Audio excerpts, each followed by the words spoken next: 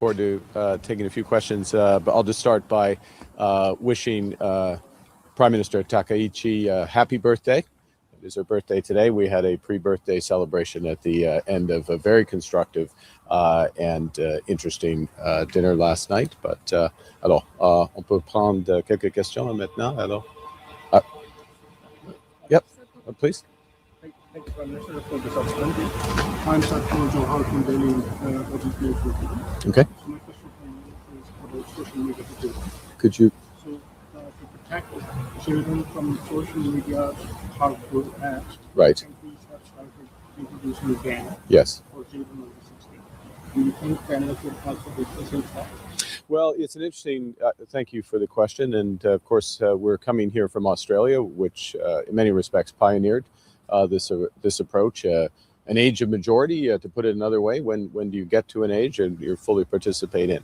I think this is something that merits an open and considered debate in Canada. I don't have a settled view on it. There are arguments in both directions, and now there's more and more experience with it, albeit on a relatively short term.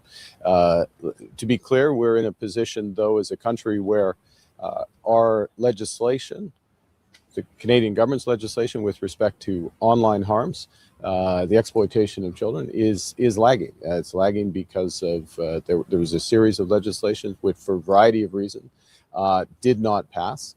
And so there is a need to, at minimum, catch up, in my judgment, the judgment of the government, catch up to that. I think naturally this issue of an age of majority would be part of the consideration of that. But it is all of these issues are fundamental issues, and they need to have open consideration, and the parliamentary process is the right one in order to have that. But thank you for the question. Mr. Chase. Hi. Good morning. On Iran, yes. I want to ask you, your chief of the defense staff said the other day that Canada may be called upon to defend the Gulf states and that military options are under consideration. So just in the interest of transparency, what kind of capabilities would we be able to offer the Gulf states? We talked about airlift, ship patrols, anti-air, and would Canadians, maybe it goes without saying, but would Canadians be placed in harm's way in any conflict management assistance? Well, the first thing, thanks for the question, Steve, Mr. Chase. The first thing is that we have not received any request for such assistance. First point. Second point, as you know, in this conflict, we were not consulted before it began. We're not engaged in the conflict. We do not intend to engage. What we are doing, where we are engaged, is dealing with the consequences of the conflict, consequences that continue to spread in the region and to some extent beyond into the Indo-Pacific region, obviously with the naval incident, to put it mildly, in the last 36 hours. So dealing with those consequences very much goes first and foremost to the Canadians in the region, protecting the Canadians. If the Canadians wish to leave the region, assistance with that, I can answer in more detail on that if that's your interest. So we have not yet received any requests. I don't necessarily anticipate those requests. We're in very close dialogue. I'm in dialogue with a number of leaders in the region who are partners, obviously Minister of Foreign Affairs and others. So, and any decision would obviously be taken by the government, not by the armed forces. En français, M. Carney, dans quel contexte est-ce que le Canada pourrait intervenir militairement et de quoi est-ce que cette contribution pourrait avoir l'air? Premièrement, cet conflit, la décision pour ce conflit, c'était la décision des États-Unis et Israël. Il n'y a pas de consultation avec le Canada et pas d'autres alliés des États-Unis, premièrement. Nous ne sommes pas engagés dans le conflit actuel. Nous mettons l'emphase sur la santé des Canadiens et qui sont dans la région, dans un conflit qui continue d'élargir. Y a-t-il des contextes où on peut aider, premièrement, une alliée de l'OTAN dans une manière défensive? Oui, on peut imaginer des contextes, mais il n'y a pas de contexte actuel maintenant. Et il faut souligner, pour les autres partenaires, des partenaires dans leur région, il n'y a pas de requête pour le Canada, pas de demande pour le Canada de les aider. Il y a des exemples d'autres pays qui aident avec des matériels, des avions, tout cela, mais c'est pas une question pour le Canada. C'est pas une question pour le Canada pour le moment. Nous sommes engagés, mais nous sommes engagés afin de protéger les Canadiennes et Canadiens. Merci. Prime Minister Brian Yeah. Tabb, Bloomberg. Just a couple of questions on trade. I assume you'll probably be talking to Japanese automakers today. So what will be your message to them on U.S. trade? And furthermore, can you just give us a status update after Minister LeBlanc's meeting today? There was an announcement that the USTR put out an announcement they're starting a first round of trade talks with Mexico, but I've not seen that with Canada yet. So what should we make of that? Is this already a divide and conquer attempt, or what is the status of Canada's trade? Well, let's say a couple of things. Let me start with the last bit, Brian, which is that the discussions, and I received one step removed, partly because of time zones, a debrief of Minister LeBlanc's discussions with his counterpart, Mr. Greer. They're constructive, substantive discussions. That's not surprising because beneath the surface, over the course of the last 12 months, there's been an exchange on a number of issues, so-called trade irritants, so more specific issues, as well as the big structural issues. So this was an advancement of that. There's also a commitment to pick up that conversation certainly in the next week. I think it's listed officially, or his comments were in the coming days. As I say, I haven't spoken directly to Minister LeBlanc. That's the first point. The second is the President of the United States has said on a number of occasions, there's been some other indications by other senior U.S. officials, that there will be an element of bilateral discussions in these talks. That was also true in the previous negotiations as we went from NAFTA to CUSMA, but it's been more explicit and more clear. And I will say that I understand an element of that. We understand an element of that because the list of and the nature of the trade issues, so-called trade irritants, as it would be described by the United States, is quite different between Canada and Mexico. So we don't necessarily need to be at the table for the issues with Mexico. Then there's the overall architecture of the deal.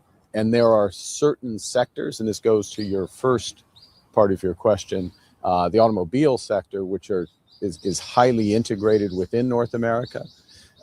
And those are the types of issues in Canada's judgment, Mexico's judgment, I believe ultimately in the U.S. judgment, where the trilateral aspect of the talks will be.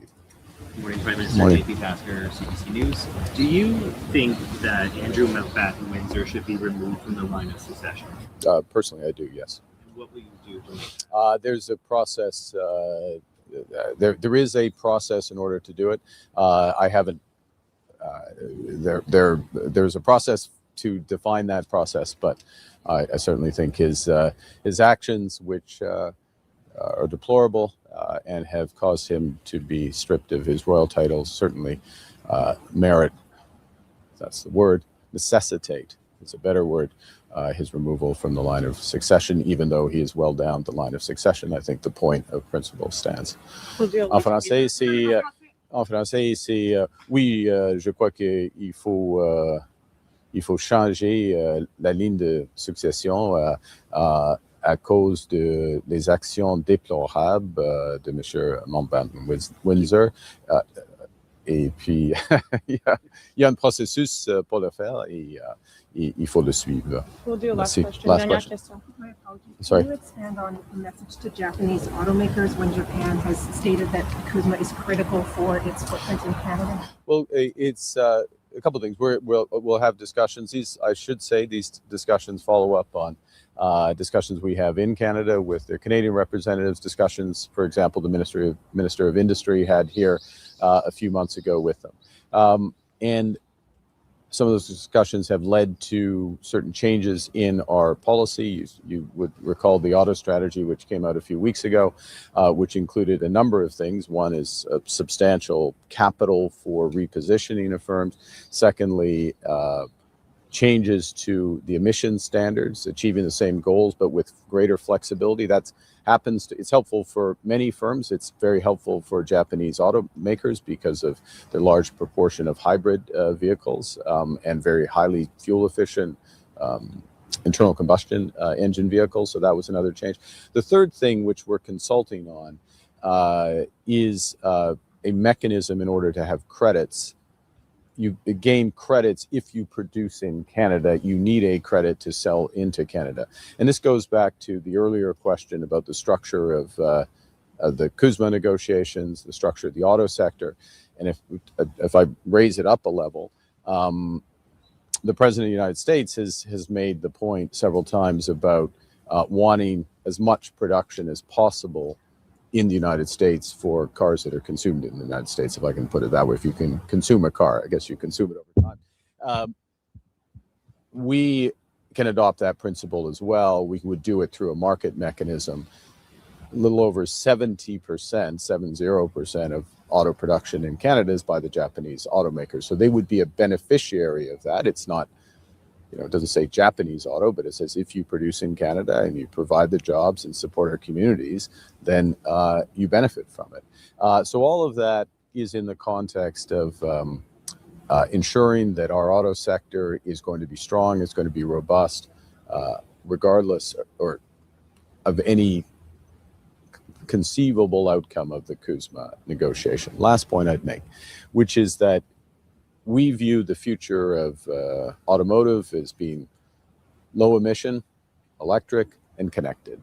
And so we're seeing this as an opportunity, working with Japanese companies, working with Korean companies, working with German companies, working with other companies, the Detroit Three, as they come to it, to accelerate that transition and make the sector much more competitive. Because I'll just finish on this, if I may. If one is absolutely objective about the position of the North American auto industry, it is not as competitive. It is not the most competitive auto industry. And we need large-scale investment. We need to work together, and we need to know where we're going. Canada's stepping up in order for that to happen. Other members of CUSMA are doing less. And this is an opportunity for Canadian workers and working with Japanese companies, other companies in Asia and Europe.